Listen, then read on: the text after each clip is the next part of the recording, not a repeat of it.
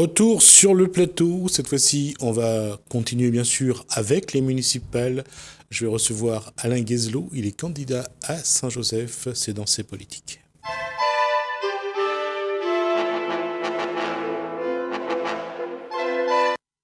Bonsoir Alain Guezlo. Bonjour. Alors, d'abord, même question. Qui est Alain Guezlo aujourd'hui? Alain Guezlo est un père de famille saint-josephois de 57 ans, donc 3 enfants, attaché territorial en détachement et pleinement engagé pour sa ville. Comment, avant de parler politique, quel a été un petit peu son parcours? Alors, j'ai un parcours social. J'ai démarré dans la vie comme enquêteur au Pacte Réunion, enquêteur visiteur à la CAF, et ensuite j'ai basculé dans l'insertion professionnelle et sociale. Et depuis 2010, donc, je suis élu à la région, et depuis 2013, je suis pleinement politique, puisque j'ai décidé de mettre ma carrière, entre guillemets, je suis en détachement de mon poste d'attaché territorial. Et comment est venue cette envie de faire de la politique? J'ai baigné dans la politique parce que la première fois que j'ai pris la parole dans une réunion politique, j'avais 22 ans, à l'occasion des départementales à Saint-Joseph en 1985. Et ça a donné le goût, ça a donné l'envie? Ça a donné l'envie, puisque à l'époque, on avait un mec qui était là, je pense qu'il avait 36 ans de mandat. J'étais jeune, j'avais des diplômes et je trouvais qu'il fallait faire bouger les choses à Saint-Joseph. Et je me suis effectivement engagé dans la politique et j'ai toujours eu intérêt effectivement à regarder ce qui se passe dans ma ruelle, dans mon quartier, ce qui se passe pour que ma ville se développe. Alors, comment la rencontre avec la population, les échanges se font depuis que Alain Guezlo fait de la politique et surtout là, avec cette élection municipale? Très simplement, puisque je suis le seul candidat sur Saint-Joseph qui a fait le choix de ne pas ouvrir de permanence. Ma permanence est chez l'habitant. Parce que j'estime qu'un élu qui a l'ambition effectivement d'apporter du sang neuf, d'apporter une autre méthode, d'apporter un autre projet communal, ne peut pas être dans l'affichage. Il faut être au cœur des électeurs, être au cœur aussi de ceux qui souffrent, être au cœur de ceux qui, notamment Saint-Joseph de 19 ans, ont cru peut-être qu'il fallait changer de maire en 2001. Ils ont eu peut-être raison. Et 19 ans après, le constat est quand même assez terrible. Parce qu'on a quand même 43%, voire 45% de chômage. 56,8% c'est les jeunes. Et je ne me résigne pas effectivement à laisser cette jeunesse-là à terre sans m'engager pleinement dans la politique. Aujourd'hui, et je reviens à ce que je disais tout à l'heure, c'est qu'est-ce que la population attend de la prochaine mandature, de la prochaine équipe municipale? Quelles sont les demandes de la population? Alors, il y a 2 choses que la population aujourd'hui à Saint-Joseph, à mon sens, est prête à franchir le pas. On a chez nous une équipe qui est là depuis 19 ans, qui est usée, qui certes a fait des choses, heureusement, mais on a aussi cette pression qui s'installe sur la population, cette pression sur les associations, cette pression qui est bien travaillée sur le personnel communal. Et je ne peux pas considérer aujourd'hui, on est en 2020, qu'on continue avec de telles méthodes. Donc pour moi, la démocratie, elle commence effectivement par la ruelle, par le quartier, pour arriver à sa ville. Et il faut libérer les consciences. Et c'est pour ça que ma liste s'intitule Saint-Joseph notre fierté, parce que malgré tout ce que je viens de vous dire, malgré ce taux de chômage insultant, je suis fier de ma ville. Et mon slogan, c'est libère votre quartier, libère votre ville, libère votre esprit. Parce qu'on ne peut pas considérer aujourd'hui qu'on continue à baisser la tête. On a l'occasion, à l'occasion de ces municipales, on a la possibilité effectivement de dire si c'est bon, on garde, si c'est pas bon, on change d'équipe.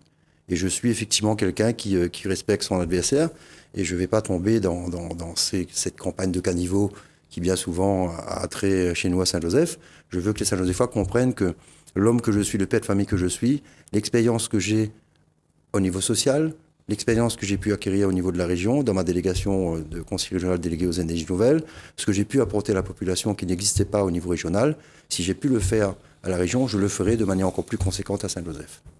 Alors, quelle réponse allez-vous apporter aux attentes de la population? Alors, les réponses, c'est d'abord redonner confiance. C'est-à-dire les gens aujourd'hui ne croient plus aux politiques. Les gens pensent que nous sommes tous des voleurs, que nous sommes tous entre guillemets, des gens qui profitent des situations pour se faire élire. Et je ne serai pas cet homme-là, moi. Je suis plutôt dans une logique de responsabilisation et de responsabilité. Donc mon projet est axé sur 3 axes. une ville de Saint-Joseph solidaire de son quotidien, parce qu'il faut ramener du lien social. Ce lien a été cassé. Il y a eu trop de fermetures de structures, notamment type Rafut à l'époque, où les gens pouvaient se retrouver, des clubs. On n'a plus tout ça chez nous. On a des associations qui sont aujourd'hui présidées pour la plupart par des copains de l'équipe sortante. Et on arrive à un stade où ces gens-là même sont étouffés. C'est-à-dire il n'y a plus de possibilités. Il faut redonner de l'oxygène effectivement à ces associations-là. Et donc il faut repartir sur l'éducation. Il faut aussi responsabiliser les familles. Il faut renforcer les dispositifs favorisant l'insertion sociale. C'est mon domaine. Donc qui mieux que moi, en tant qu'employé communal déjà, en tant que professionnel de l'insertion, pourra apporter effectivement des réponses à la population. Il faut aussi apporter un soutien aux associations diverses et variées, notamment dans le domaine de l'attribution des subventions. Trop souvent chez nous, on attribue des subventions à la tête du client. On attribue des subventions non pas au résultat, non pas au mérite, mais parce que telle ou telle association a fait depuis des années allégeance à l'équipe sortante. Je veux casser ça. Je veux apporter un autre modèle communal.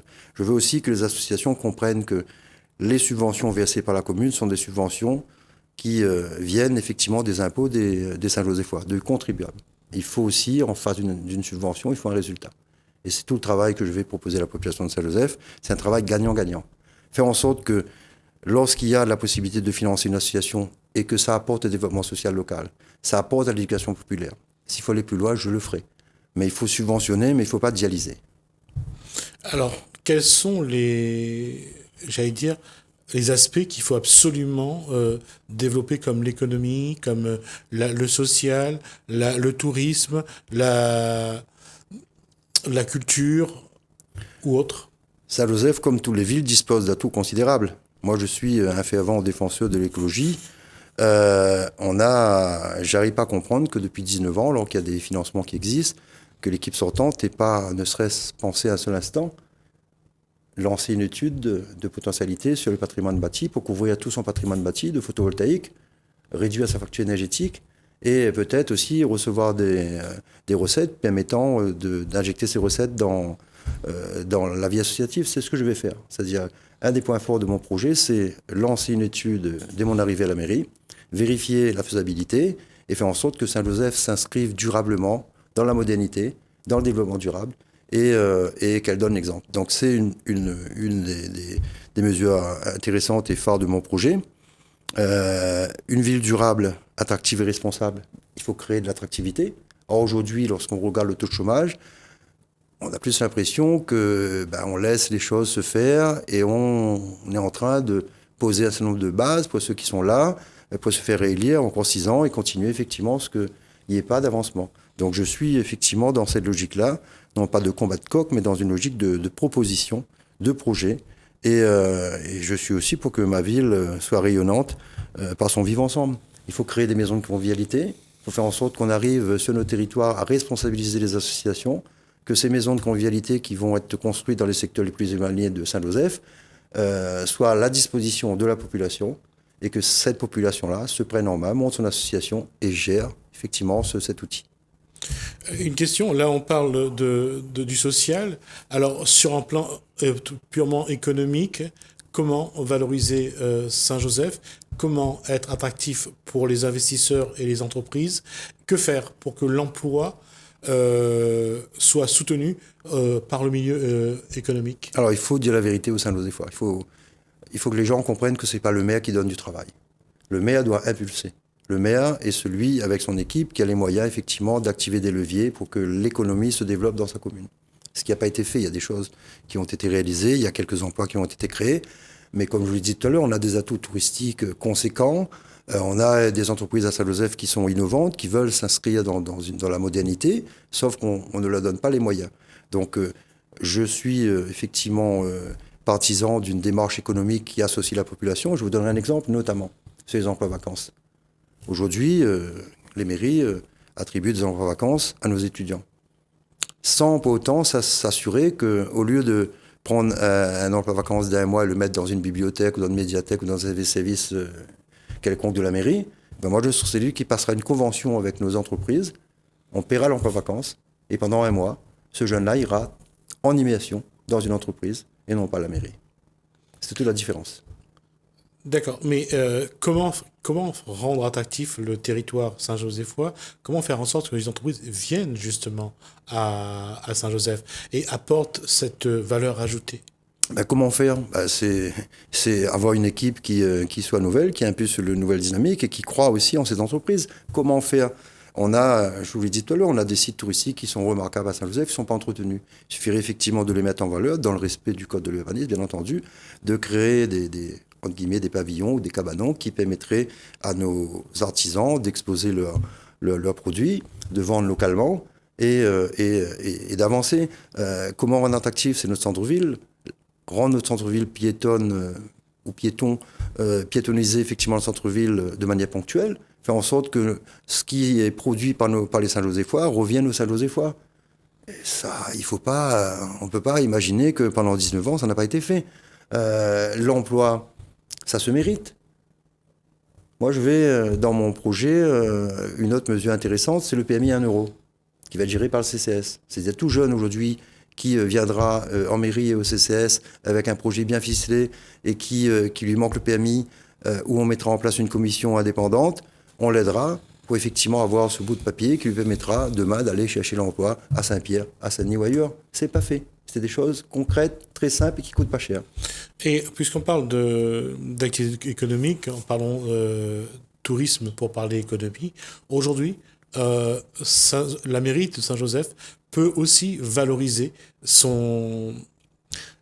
j'allais dire, son aspect touristique, peut mettre en avant et peut créer des emplois à partir de ça, ou il faut laisser ça au vecteur économique? Non, la mairie doit être aussi, elle doit impulser. Je vous dis tout à l'heure, je prends Saint-Joseph, on a trois sentiers qui mènent au volcan. 3 sentiers qui mènent au volcan. Il suffirait non pas de créer une porte comme ça a été fait à Grand Coude, et je trouve que c'est une bonne chose, la porte du parc, mais il faut créer plusieurs portes, et au-delà des portes, il faut créer le bâtiment. Et le bâtiment, c'est quoi? C'est faire en sorte qu'on pose un projet, on regarde ce qu'il y a de mieux à faire, on recrute localement, et on ne s'arrête pas au contrat aidé. Donc il faut que le privé, effectivement, s'imprègne de cette démarche-là, croit aussi aux valeurs de l'économie, et c'est pour ça que dans le fil conducteur de mon projet, c'est Saint-Joseph notre fierté. Il faut toujours être fier de sa commune, malgré les difficultés, il faut toujours être fier parce qu'il y aura toujours des lendemains meilleurs. Alors, qu'est-ce qui peut être fait de nouveau? Qu'est-ce qui fait encore d'être innovant en matière de tourisme à Saint-Joseph? Est-ce qu'aujourd'hui, il y a encore possibilité d'aller plus loin? Et bien sûr, il y a un hôtel qui est prévu en construction, c'est bien, c'est une bonne chose, mais il faut aller au-delà. Il faut arriver sur des petites structures qui permettent d'accueillir 4, 6, 8 touristes avec des parcours fléchés. On a des sites qui sont conséquents, Trou Noir Langevin, on a les Hauts de la Crête, on a les Hauts de Grand Coude, on a les Hauts de la Plaine des Grègues, les Hauts des Lianes, on a la marine de Vincent d'Eau, on a le sentier littoral de Langevin, de la Cayenne. Il suffirait effectivement d'une vraie volonté politique pour faire en sorte qu'on ne fasse pas de petits bouts, mais qu'on fasse un vrai projet, un vrai programme touristique qui associe la population et qui crée de l'emploi. Ça n'a pas été fait. Donc il faut effectivement activer les leviers, et je serai le maire demain qui sera non pas celui qui domine, mais celui qui booste et celui qui encourage. Et autour de ça, il y a bien sûr l'éducation, il y a les écoles, il y a le périscolaire. Tout à fait. Et je disais tout à l'heure, là, il faut aider l'enfant dès le berceau. Si on a de la délinquance au centre-ville à Saint-Joseph, c'est pas de la faute des délinquants. C'est parce que la politique qui est menée n'est pas celle qui aurait dû être menée.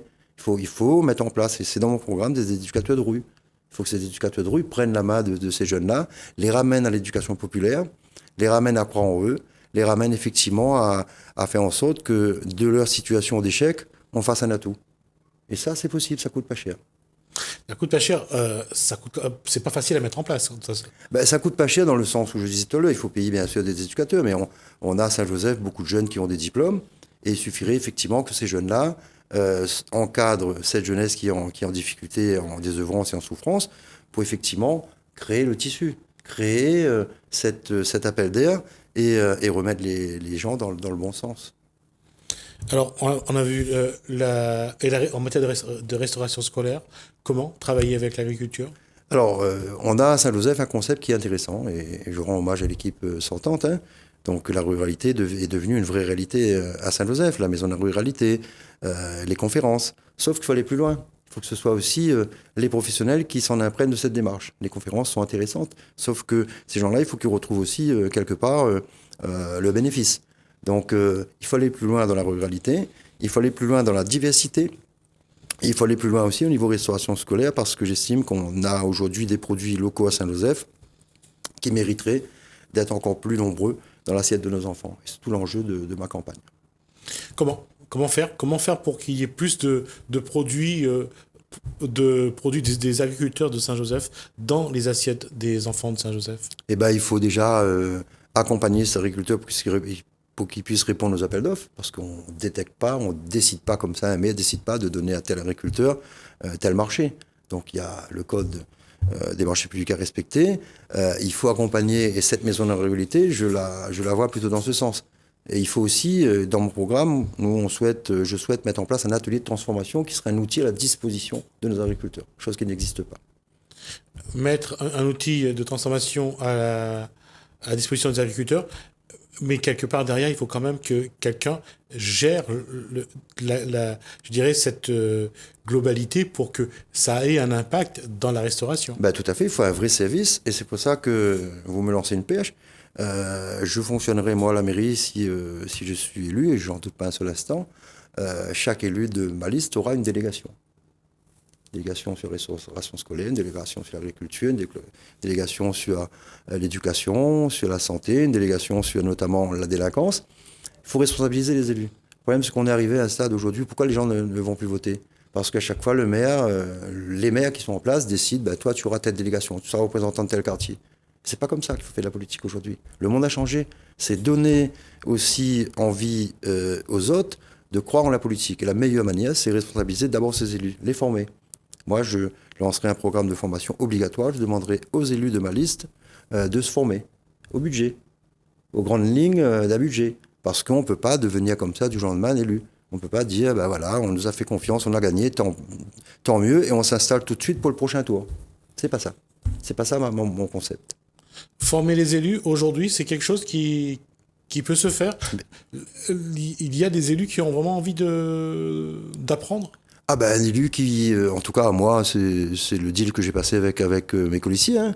C'est-à-dire, si tu viens juste pour être sur une liste et être élu, et demain, essayer de comprendre ce que tu vas faire alors que tu n'es pas encore élu, ben, l'idée, déjà, il faut d'abord que tu t'imprègnes du projet et que tu t'engages à mes côtés, à côté de la liste que je porte, à te former pour apporter les réponses les mieux adaptées et surtout t'imprégner du projet, du programme dans les différentes orientations qu'on propose à la population. Il n'y a pas d'autre solution aujourd'hui.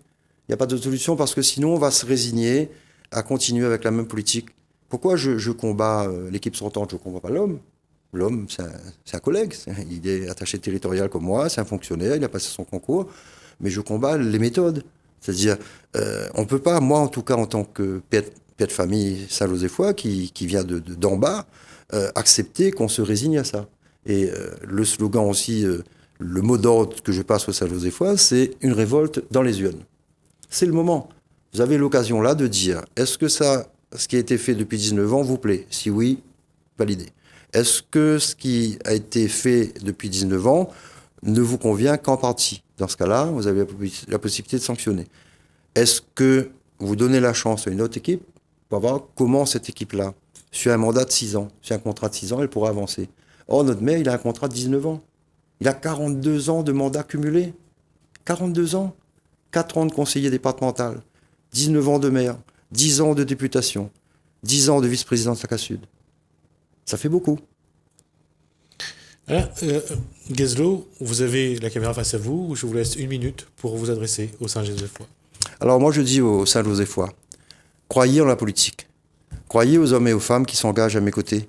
Et faites en sorte que le 22 mars au soir, on libère Saint-Joseph, on libère nos quartiers, on libère notre ville, et qu'on donne une chance à une nouvelle équipe, avec un homme à sa tête que les Saint-Joséphois connaissent, par sa simplicité, son engagement quotidien, pour les familles les plus défavorisées, pour les familles qui ont aujourd'hui besoin d'un coup de main. Et ça coûte pas cher, il faut aller voter, il faut vous déplacer, il faut pas se résigner. Donc, il faut aller voter, et la liste que je porte, Saint-Joseph notre fierté, est celle qui aujourd'hui, à mon sens, j'en suis persuadé, accédera à la mairie pour vous démontrer que la politique, le projet communal que je porte est un projet pour l'ensemble des Saint-Joséphois. Et je lance un appel aux employés communaux. Vous êtes des agents publics au service du public. Vous n'êtes pas au service d'un maire. Vous lui devez loyauté, mais pas fidélité. Ouvrez vos yeux. Regardez ce qui se passe. Le monde a changé. Donnez la chance à une autre équipe. Et je dirais un dernier mot à nos personnes âgées. Ne vous laissez pas tenter encore une fois par les belles paroles de l'équipe sortante, alors que votre subvention est passée en 5 ans de 1 500 à 400 € aujourd'hui. Merci Alain Guezlo. Merci donc à vous aussi de nous avoir suivis. Merci Alain, merci François. Je vous dis à bientôt. Merci.